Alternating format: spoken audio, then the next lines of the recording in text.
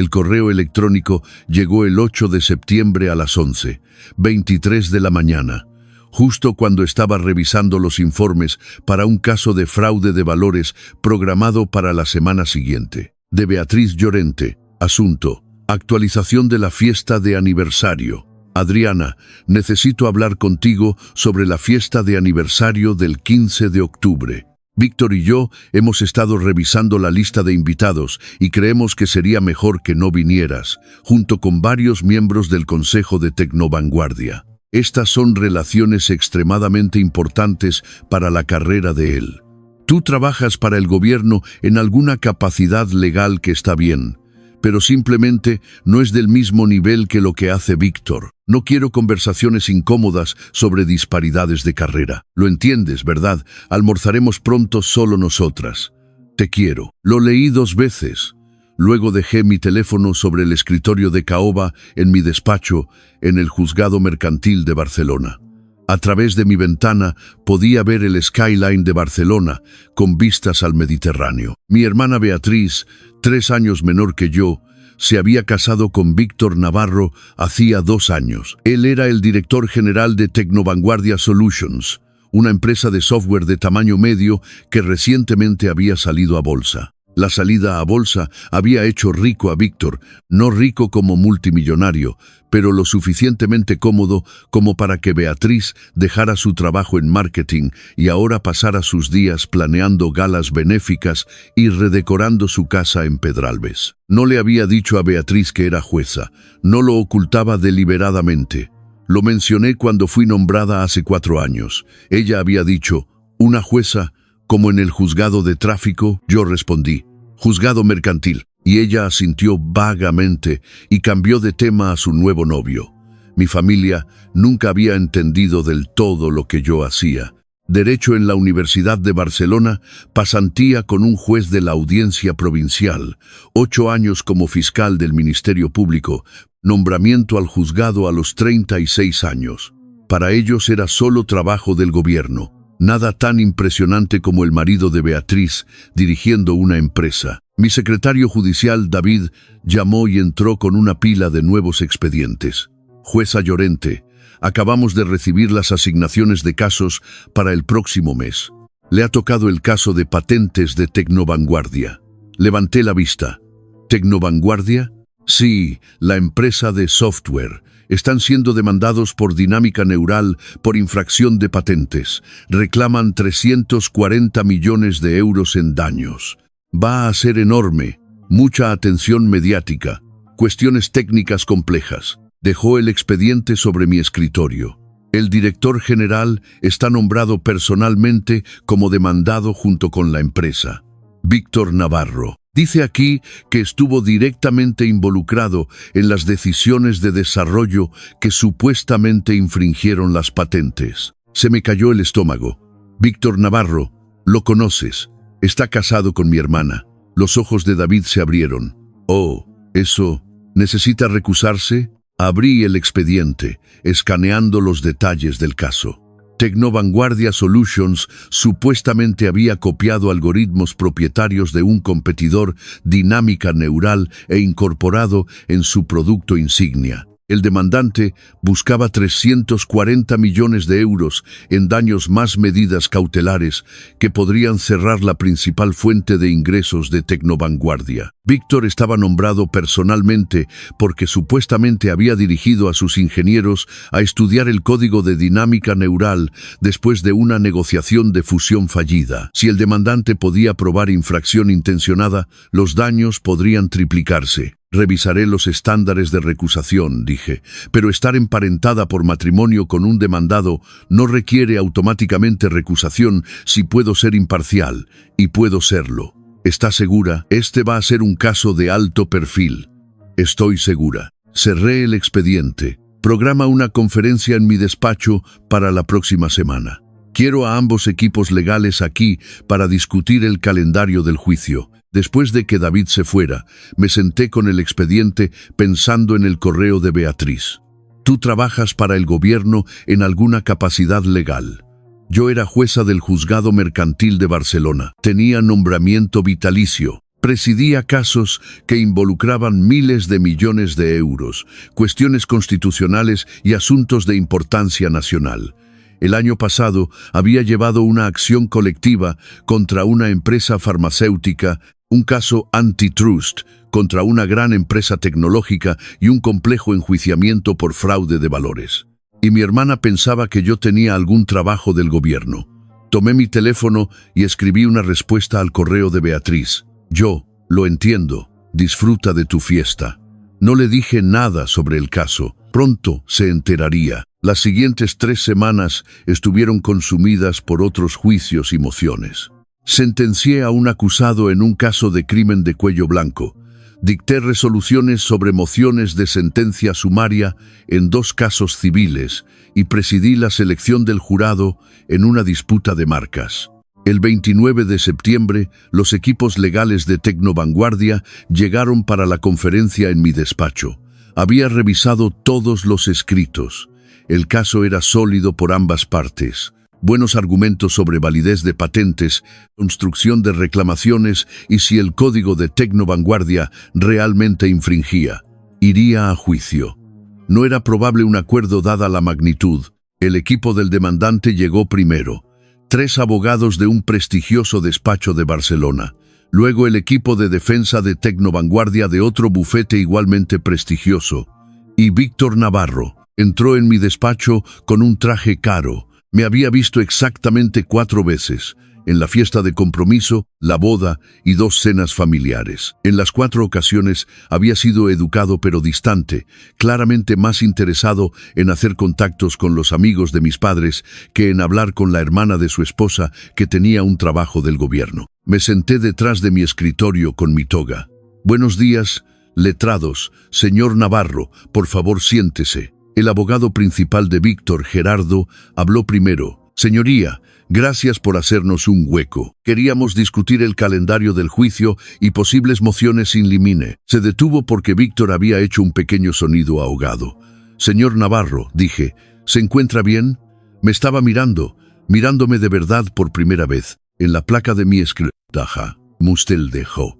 En mi bon mercantil, en el sello del Estado, detrás de mí, ustedes, empezó y luego se detuvo. Mercantil de Barcelona, en mi toga, en el sello del Estado detrás de mí. Ustedes, empezó y luego se detuvo. Jueza Llorente, Adriana Llorente. Sí, eres la hermana de Beatriz. Lo soy. Su rostro se había puesto pálido.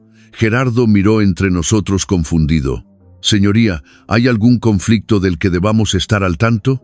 El señor Navarro está casado con mi hermana, dije con calma. He revisado los estándares de recusación. Mi relación con el señor Navarro es por matrimonio, no de sangre. No tengo interés financiero en el resultado de este caso. Puedo presidir de manera imparcial. Sin embargo, si cualquiera de las partes desea presentar una moción de recusación, son bienvenidos a hacerlo. La abogada del demandante habló. Señoría, el demandante no tiene objeción a que usted presida. Confiamos en su imparcialidad. Gerardo miró a Víctor, que todavía me miraba como si hubiera aparecido de otra dimensión. Señor Navarro, ¿tiene alguna preocupación sobre la capacidad de la jueza Llorente para ser justa? Víctor tragó saliva. No, ninguna preocupación. Entonces procedamos, dije. El juicio está fijado para el 5 de diciembre. Eso les da 2 meses para el descubrimiento final y práctica de mociones. Quiero todas las mociones previas al juicio presentadas antes del 1 de noviembre. Instrucciones al jurado para el 15 de noviembre. ¿Alguna pregunta? Pasamos los siguientes 40 minutos discutiendo detalles técnicos, testigos expertos, listas de pruebas, duración estimada del juicio. Víctor no dijo nada, solo se quedó sentado pareciendo progresivamente más incómodo mientras yo dirigía eficientemente la conferencia. Establecía plazos estrictos y dejaba claro que este juicio se llevaría según mi calendario, no el de nadie más. Cuando la conferencia terminó, Gerardo y su equipo salieron. Víctor dudó en la puerta. Jueza Llorente, ¿podría tener un momento? Los abogados del demandante ya se habían ido. Asentí a David. quien cerró la puerta dejándonos solos a Víctor y a mí. No lo sabía, dijo Víctor. Beatriz nunca me dijo que eras jueza. ¿Alguna vez preguntaste qué hacía yo? Abrió la boca, luego la cerró. Yo asumí que eras abogada, fiscal o algo así. Fui fiscal del Ministerio Público durante 8 años. Luego fui nombrada al juzgado. Beatriz dijo que trabajabas para el gobierno. Lo hizo sonar como si no fuera importante. Terminé, como si no fuera del mismo nivel que dirigir una empresa tecnológica. Su rostro enrojeció. Nunca dije eso. No, pero lo pensaba. Los dos lo pensaban. Por eso no me invitaron a vuestra fiesta de aniversario. Demasiado incómodo tener a la hermana poco exitosa alrededor de vuestros importantes socios de negocios. Eso no. Se detuvo. Mira, siento lo de la fiesta. Beatriz dijo que te sentirías incómoda con el ambiente corporativo. Yo estuve de acuerdo porque no pensé que importara tanto. No importaba. Estuve de acuerdo. Y este caso tampoco importará en términos de nuestra relación personal. En esta sala eres un demandado en un caso de infracción de patentes de 340 millones de euros. Yo soy la jueza que garantizará que tengas un juicio justo. Eso es todo. Se quedó allí luchando con algo. Finalmente, realmente puedes ser imparcial. Beatriz es tu hermana. Señor Navarro, he presidido casos que involucraban empresas en las que tengo acciones. Simplemente me recuso de esos casos específicos. He llevado casos que involucraban a abogados con los que estudié. He sentenciado a acusados cuyas familias me daban simpatía. Ser imparcial no significa no tener conexiones humanas. Significa dejar de lado esas conexiones para aplicar la ley de manera justa. Me incliné ligeramente hacia adelante y te prometo que soy muy buena en mi trabajo. Se fue sin decir otra palabra. Esa tarde sonó mi teléfono. Beatriz, Adriana, ¿qué demonios? Hola a ti también.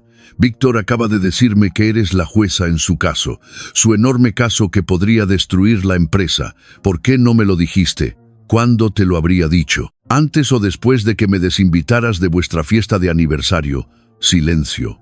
Luego, eso no es justo. ¿No lo es? Dejaste muy claro que mi trabajo del gobierno no era lo suficientemente impresionante como para estar alrededor de los socios de negocios de Víctor. Ahora estás molesta porque mi trabajo del gobierno involucra su caso. Eres jueza. Nunca dijiste que eras jueza. Beatriz, te lo dije cuando fui nombrada hace 4 años. Preguntaste si era como el juzgado de tráfico. Dije juzgado mercantil. Dijiste, qué bien, y preguntaste si estaba saliendo con alguien. Más silencio. Nunca hablas de tu trabajo, dijo finalmente. Nunca lo haces sonar importante, porque cada vez que lo intento cambias de tema. Cuando te conté sobre la acción colectiva farmacéutica que llevé, me interrumpiste para hablar de la reforma de tu cocina. Cuando mencioné testificar ante el Congreso sobre reforma de sentencias, preguntaste si había conocido a alguna celebridad. No sabía que era algo tan grande. No se trata de que sea algo grande, se trata de que nunca te interesaste lo suficiente como para averiguar qué hago realmente. Suspiré. Mira, el caso se manejará de manera justa.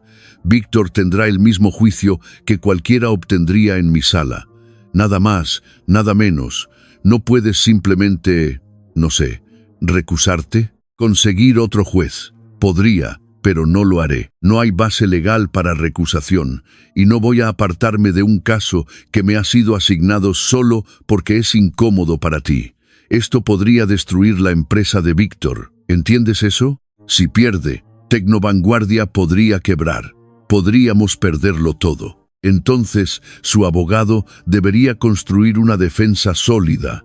Así es como funciona el sistema legal. Estás disfrutando esto, dijo amargamente. Estás disfrutando tener poder sobre nosotros. Eso dolió. No estoy disfrutando nada. Estoy haciendo mi trabajo.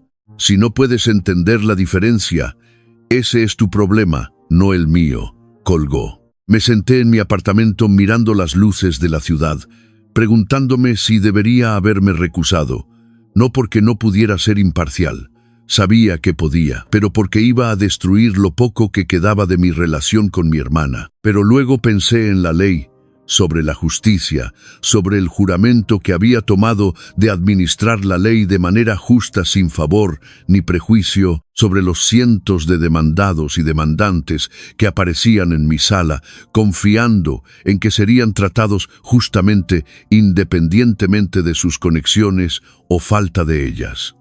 No podía recusarme solo para hacer cómoda a mi familia. Eso sería su propia forma de sesgo. Las siguientes 6 semanas fueron un torbellino de mociones previas al juicio. Tecnovanguardia presentó una moción para desestimar, argumentando que las patentes eran inválidas. La denegué. Eso era cuestión para el jurado. El demandante presentó mociones in limine para excluir ciertos testimonios de expertos. Concedí 2, denegué 3. Cada escrito, cada moción, cada orden que emitía era escrutada. La prensa tecnológica cubrió el caso extensamente. Blogs legales analizaron mis resoluciones buscando cualquier indicio de sesgo. No encontraron ninguno. Fui escrupulosamente justa, aplicando la ley como lo haría en cualquier caso. Víctor apareció en varias audiencias, siempre profesional, nunca reconociendo nuestra conexión personal delante de otros. Pero podía ver el estrés en él. Este caso era existencial para Tecnovanguardia. Si el jurado encontraba infracción intencionada, los daños triplicados podrían alcanzar más de 1.000 millones de euros. La empresa se hundiría. Beatriz dejó de hablarme por completo. Bloqueó mi número. Nuestros padres llamaron confundidos preguntando qué pasaba. Expliqué la situación. Papá tomó mi lado.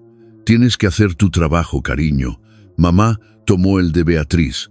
No puedes simplemente dar el caso a alguien más por la armonía familiar.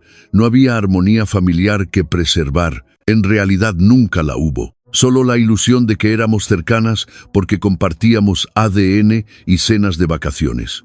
El 20 de noviembre, 2 semanas antes del juicio, Gerardo solicitó una conferencia de emergencia en mi despacho. Ambos equipos legales se apiñaron en mi oficina. Señoría, dijo Gerardo, el demandante ha hecho una oferta de acuerdo, 175 millones de euros. Mi cliente la está considerando, pero el Consejo quiere certeza sobre el calendario del juicio y posibles resultados antes de decidir. La abogada del demandante asintió. Estamos dispuestos a llegar a un acuerdo para evitar la incertidumbre del juicio. Pero si el señor Navarro rechaza esta oferta y pierde en el juicio, buscaremos los daños máximos, incluyendo infracción intencionada. Miré a Víctor. Estaba sentado rígido, con la mandíbula tensa. Este era el momento, aceptar el acuerdo y salvar la empresa, pero admitir irregularidades o ir a juicio y arriesgarlo todo. Señor Navarro, dije, esta es su decisión, no la mía, pero debe saber que los juicios son impredecibles. Los jurados son impredecibles. Podrían ganar completamente, podrían perder catastróficamente. El acuerdo le da certeza. Señoría, dijo cuidadosamente, cree que infringimos. Lo que yo piense es irrelevante. El jurado decidirá basado en la evidencia. Pero si tuviera que adivinar, no adivino, señor Navarro. Evalúo la evidencia y aplico la ley. Eso es lo que hará el jurado. Hice una pausa. Pero diré esto, el demandante tiene evidencia sólida. Sus ingenieros accedieron a su código. Su producto contiene algoritmos similares. Si eso alcanza el nivel de infracción de patente, es una cuestión muy ajustada. Una cuestión muy ajustada. Gerardo y Víctor intercambiaron miradas. Necesitamos discutir esto, dijo Gerardo. Tienen hasta el 1 de diciembre para aceptar el acuerdo. Después de eso, vamos a juicio. Me levanté. ¿Algo más? Salieron. Víctor fue el último en irse. En la puerta, se volvió. Si fuera su empresa, ¿aceptaría el acuerdo? Debería haberme negado a responder. Era inapropiado, pero algo en su rostro, el miedo, la desesperación, me hizo humana por un momento en lugar de solo una jueza. Si fuera mi empresa, miraría la evidencia objetivamente y me haría una pregunta. ¿Estoy lo suficientemente segura de la victoria como para arriesgarlo todo? Porque eso es lo que estás haciendo, arriesgarlo todo. Hice una pausa, pero solo tú puedes responder si el riesgo vale la pena. Asintió y se fue. El 28 de noviembre, Tecnovanguardia aceptó el acuerdo. 175 millones de euros, más un acuerdo de licencia que les costaría otros 20 millones de euros en 5 años. Dañaría las finanzas de la empresa, requeriría despidos y hundiría el precio de las acciones. Pero sobreviviría. El acuerdo requería aprobación judicial. Celebré una audiencia el 1 de diciembre para revisar los términos y asegurar que fueran justos y razonables. Víctor apareció con su equipo legal. Se veía exhausto, ojeras, su traje un poco más suelto que hacía 2 meses. Revisé el acuerdo línea por línea. Era justo. Ambas partes hacían concesiones significativas. El demandante renunciaba a la posibilidad de daños triplicados. Tecnovanguardia admitía no haber actuado mal, pero pagaba una cantidad sustancial. Señor Navarro, dije, ¿entra en este acuerdo de forma libre y voluntaria, entendiendo todos sus términos? Sí, señoría. Entiende que al llegar a un acuerdo renuncia a su derecho a que un jurado determine los hechos de este caso. Lo entiendo. Muy bien, el acuerdo está aprobado. Firmé la orden. Este caso queda desestimado con perjuicio. Se levanta la sesión. Los abogados recogieron sus expedientes. Víctor se levantó lentamente mirándome. Gracias, señoría, dijo en voz baja. No hice nada excepto aprobar un acuerdo justo. Usted y el demandante tomaron la decisión. Aún así, gracias. Se fue. Pensé que eso sería el final. Caso cerrado, drama familiar terminado, todos siguiendo con sus vidas. Luego, el 10 de diciembre, Beatriz apareció en el juzgado. Nunca había venido a visitarme al trabajo antes. Ni siquiera sabía dónde estaba mi despacho. Mi asistente, Margarita, me llamó. Jueza Llorente, su hermana está aquí. Dice que es urgente. La hice subir. Beatriz se veía diferente, más delgada, cansada. Su ropa cara parecía disfraces que llevaba, no reflejos de quién era realmente. Lo siento, dijo tan pronto como entró en mi despacho. Lo siento mucho, Adriana. Le indiqué que se sentara. ¿Por qué específicamente? Por no verte, por no entender lo que haces, por pensar que el trabajo de Víctor era más importante que el tuyo. Por todo, retorció sus manos. El acuerdo nos está destruyendo financieramente. Víctor podría perder su trabajo. El consejo habla de reemplazarlo, y todo lo que puedo pensar es cómo te dije que no vinieras a nuestra fiesta de aniversario, porque tu trabajo del gobierno no era lo suficientemente impresionante. Beatriz, déjame terminar.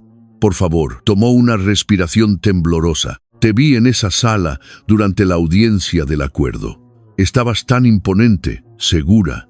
Conocías cada detalle del caso, cada estándar legal, cada precedente. Los abogados de Víctor, que cobran 1.200 euros la hora, deferían a tu juicio, y me di cuenta de que no tenía idea de quién eras. Mi propia hermana y no te conocía. No dije nada, solo esperé. Llamé a mamá después del acuerdo. Estaba enfadada. Dije que podrías habernos ayudado, podrías haber resuelto de otra manera, podrías haber hecho algo. Y ella dijo, Beatriz, tu hermana es una de las juezas más respetadas de Cataluña. No puede comprometer su integridad por nadie, ni siquiera por la familia.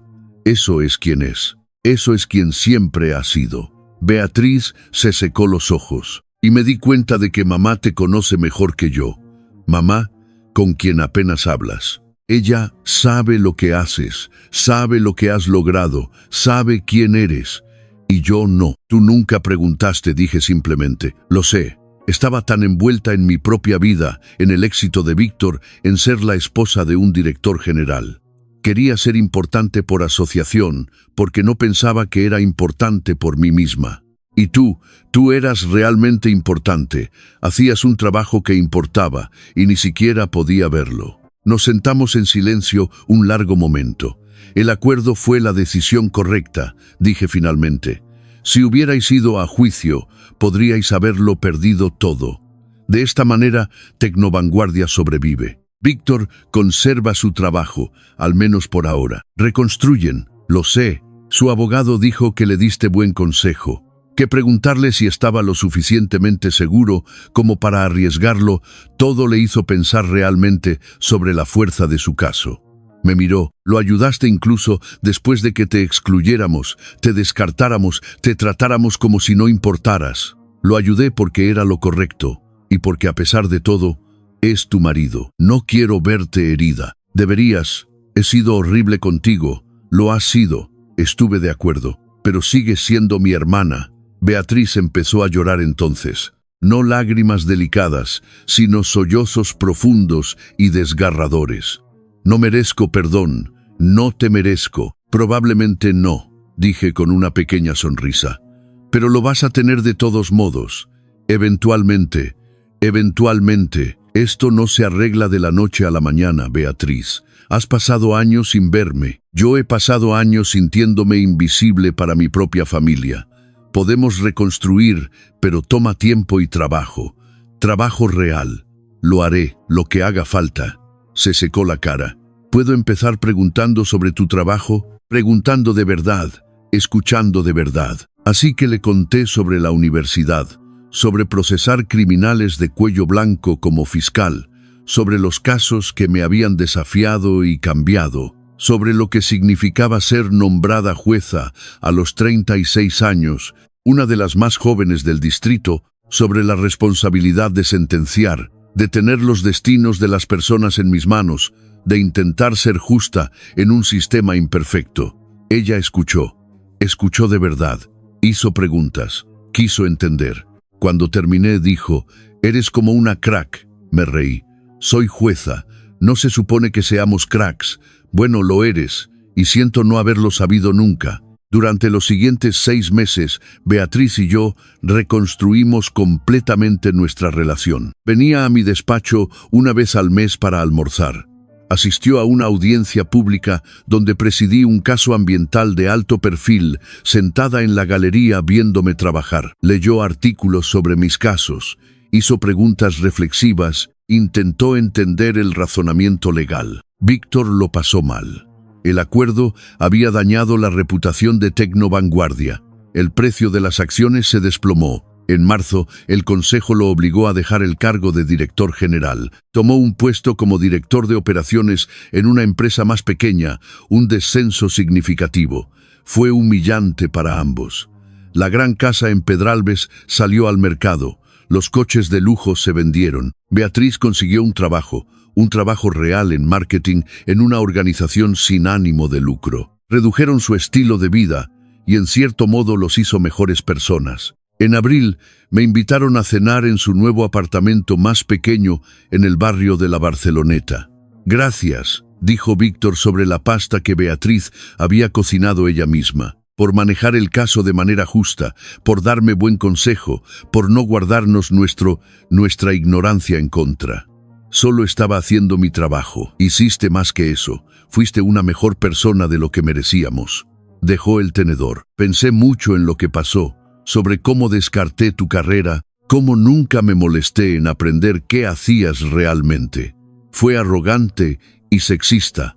No habría hecho esas suposiciones sobre un cuñado que fuera juez. Pero una cuñada, simplemente asumí que no era tan importante. Probablemente estuve de acuerdo. Estoy trabajando en ello.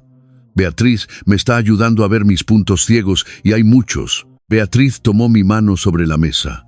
Los dos estamos trabajando en ello, en ser mejores, en ver a las personas claramente en lugar de hacer suposiciones. Eso es todo lo que cualquiera puede hacer, dije. Hablamos hasta tarde sobre su nueva vida, mis casos actuales, los que podía discutir, sus planes para el futuro. Se sentía diferente que antes, construido sobre conocimiento real el uno del otro, en lugar de cortesías superficiales. Al irme, Beatriz me abrazó fuerte. Estoy orgullosa de ti, susurró. Debería haberlo dicho hace años, pero lo digo ahora. Estoy muy orgullosa de quién eres y de lo que haces. Gracias, dije. Eso significa mucho. Conduciendo a casa, pensé sobre la justicia. En la sala, la justicia significaba aplicar la ley de manera justa sin sesgo, dando a todos una oportunidad igual de ser escuchados. En la vida, la justicia era más complicada. Significaba ser visto por quien realmente eras. Significaba que tus logros fueran reconocidos, no descartados. Significaba ser valorado, no a pesar de tus elecciones, sino por ellas. Durante años no había tenido eso con mi familia. Había tenido respeto profesional, reconocimiento público, la estima de mis colegas, pero no validación familiar. Ahora, tal vez estaba consiguiendo ambas. Un año después, presidí la ceremonia de naturalización para 50 nuevos ciudadanos españoles. Era uno de mis deberes judiciales favoritos, dar la bienvenida a personas que habían trabajado tan duro para formar parte de este país. Beatriz y Víctor asistieron, sentados en la galería pública. Después, esperaron mientras felicitaba a cada nuevo ciudadano. «Eso fue hermoso», dijo Beatriz, cuando finalmente llegué hasta ellos. «Viéndote allí arriba, administrando el juramento, dando la bienvenida a esa gente. Lloré. Es una ceremonia bastante emotiva, lo es, pero también lloré porque estaba orgullosa. Y porque deseé haberte visto hacer esto hace años, deseé haber prestado atención a tu vida antes». Víctor asintió. «Nos perdimos mucho, pero estamos aquí ahora». «Lo están», estuve de acuerdo. Fuimos a almorzar a un lugar cerca del juzgado. Mientras caminábamos por el distrito financiero, la gente me reconocía. Un abogado asintió respetuosamente. Una estudiante de Derecho reunió el valor para presentarse y preguntar sobre oportunidades de pasantía. Un demandado al que había sentenciado a servicio comunitario en lugar de cárcel se detuvo a agradecerme por darle una segunda oportunidad. Beatriz observó todo esto con asombro. «La gente te respeta, realmente te respeta. Algunas personas. Otras piensan que soy demasiado indulgente o demasiado dura. No puedes complacer a todos en este trabajo, pero intenta ser justa, siempre». En el almuerzo, Víctor preguntó sobre un caso que había salido en las noticias, una gran demanda antitrust que estaba llevando. Expliqué las cuestiones legales, los argumentos de ambas partes, la dificultad de equilibrar innovación contra prácticas monopolísticas. «¿Cómo decides?», preguntó. «Cuando ambas partes tienen buenos argumentos, ¿cómo eliges?». «Aplico la ley lo mejor que la entiendo. Sigo el precedente. Considero los hechos cuidadosamente. Y tomo la decisión que creo que es más consistente con la justicia y la ley». Hice una pausa. «Y a veces me equivoco. Por eso, tenemos tribunales de apelación. ¿Alguna vez te han revocado? 3 veces en 4 años. Una vez creo que el tribunal de apelación tenía razón. Mal apliqué un estándar. 2 veces creo que estaban equivocados, pero así es como funciona el sistema. Nadie es infalible». Beatriz sonrió. «Eres tan honesta sobre tus limitaciones. La mayoría de la gente no admitiría que comete errores. La mayoría de la gente no es jueza. Tenemos que ser honestos sobre los límites de nuestro conocimiento y juicio. El momento en que empiezas a pensar que eres infalible es el momento en que te vuelves peligrosa». Después del almuerzo, Beatriz me acompañó de vuelta al juzgado. «He estado pensando», dijo, «en organizarte una fiesta. Una celebración de tu carrera, tus logros, invitar a tus colegas, amigos de la universidad, gente que realmente entiende lo que haces. ¿Te gustaría?». Lo pensé. Una fiesta llena de gente que me conocía, que respetaba mi trabajo, que no necesitaba explicaciones ni justificaciones para mis elecciones. «Me gustaría», dije. «Bien, porque te lo mereces, siempre te lo has merecido. Solo siento que me haya tomado tanto tiempo darme cuenta». La fiesta ocurrió en junio en una terraza con vistas al mar. 50 invitados, jueces, antiguos secretarios, amigos de la universidad, colegas de mis días como fiscal. El presidente del tribunal asistió. Vinieron 2 de mis mentores. La abogada del demandante en el caso de Tecnovanguardia trajo una botella de excelente vino y le dijo a Beatriz: «Tu hermana es una de las mentes legales más finas que he encontrado. Deberías estar muy orgullosa». Beatriz resplandeció. «Lo estoy». Di un breve discurso agradeciendo a todos por venir, por apoyarme a lo largo de los años, por formar parte de mi trayectoria profesional. No mencioné los años en que mi familia no me entendía. Me centré en la gratitud por aquellos que me habían visto claramente. Pero al final añadí: Y quiero agradecer a mi hermana Beatriz y a su marido Víctor por estar aquí esta noche, por tomarse el tiempo de aprender sobre mi trabajo, por apoyarme incluso cuando no entendían del todo lo que hacía. La familia no es solo sangre, es presentarse, y ellos se están presentando ahora. Eso lo significa todo. Beatriz estaba llorando de nuevo, lágrimas de felicidad esta vez. Más tarde, mientras la fiesta terminaba, Víctor me apartó. Sé que lo he dicho antes, pero necesito decirlo de nuevo. Lo siento, por no verte, por descartar tu trabajo, por formar parte de excluirte. Si pudiera volver atrás y hacerlo diferente. No puedes, lo interrumpí suavemente. Ninguno de nosotros puede volver atrás, solo podemos avanzar y hacerlo mejor. Entonces, prometo que lo haré mejor. Los dos lo haremos, lo sé. Dudó, luego dijo, ¿puedo preguntarte algo? ¿Alguna vez quisiste fallar en mi contra, castigarme por cómo te tratamos?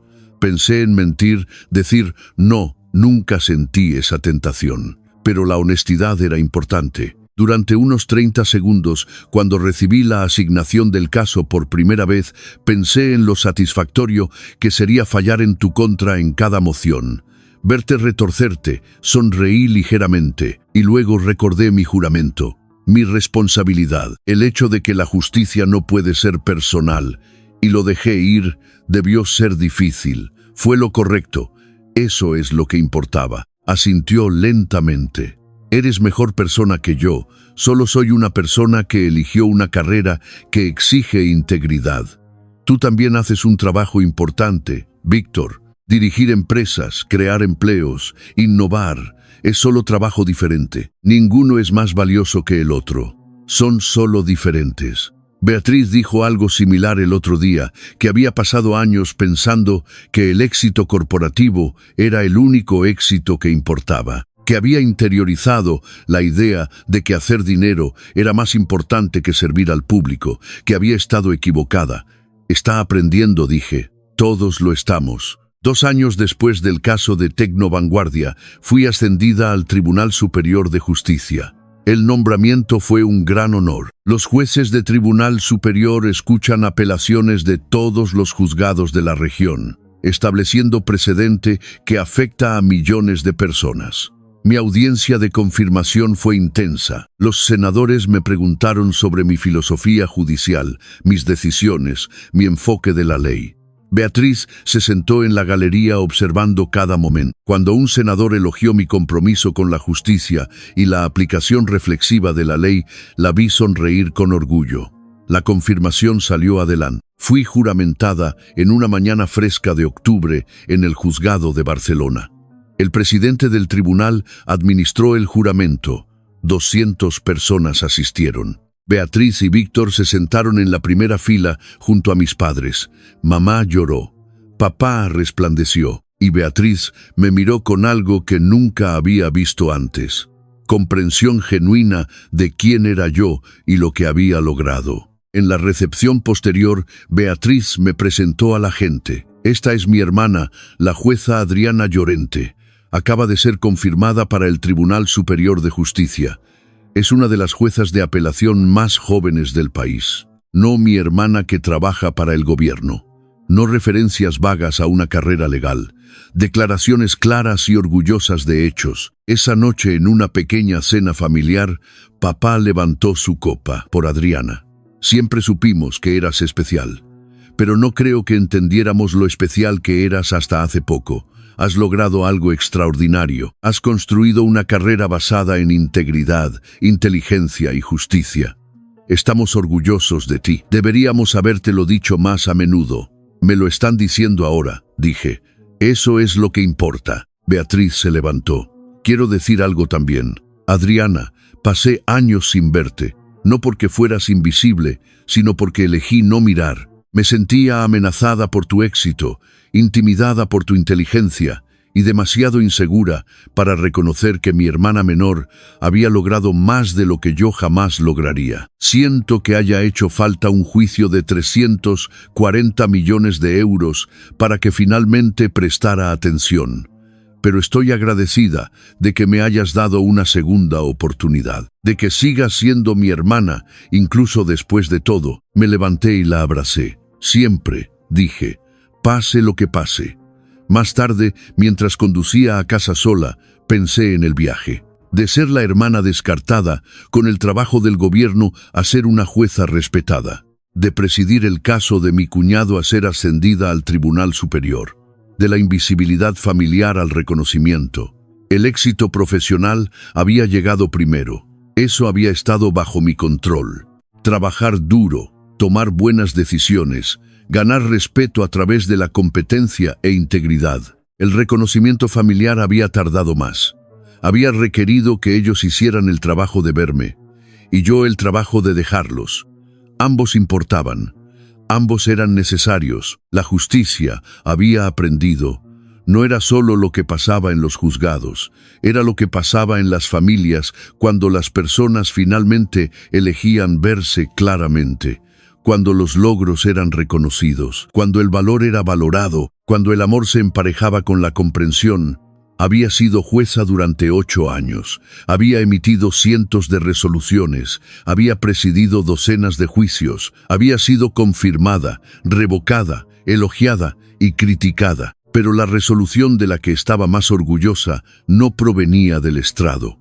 Era la decisión de dar a mi familia otra oportunidad, de creer que las personas podían cambiar, podían crecer, podían aprender a ver lo que se habían perdido. Eso requería un tipo diferente de justicia, una que equilibraba la rendición de cuentas con la misericordia, la verdad con la gracia, los límites con el perdón. Todavía estaba aprendiendo, todos lo estábamos, pero lo estábamos aprendiendo juntos, y eso era suficiente.